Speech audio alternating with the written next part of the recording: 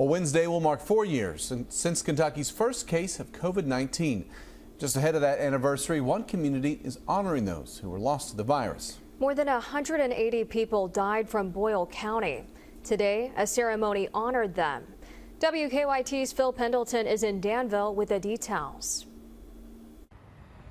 Danville was among the many Kentucky communities hit hard by COVID in a variety of ways. The health impact that it had, as well as the numerous ways that it impacted the way people in this community had to live. Like so many of us, had to give up certain things, avoid meeting together, and what have you. The hospital treated a lot of people here, and there were a lot of deaths, especially toward the end of 2020 and into 2021.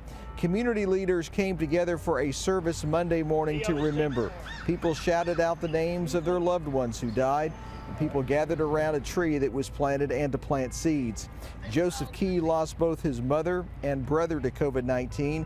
He was also in the hospital being treated while the virus had a devastating impact on his family.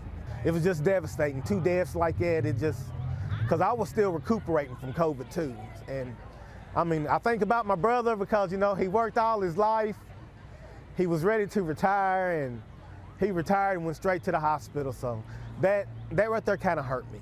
And local officials also stated not only the health impact on the community, but the way of life impact as far as the numerous shutdowns, people not able to go places, gather together, in addition to the education impact where kids could not go to school during this time.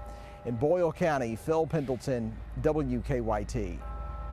People at today's memorial say they hope there were many lessons learned from COVID-19 to avoid some of those same issues again.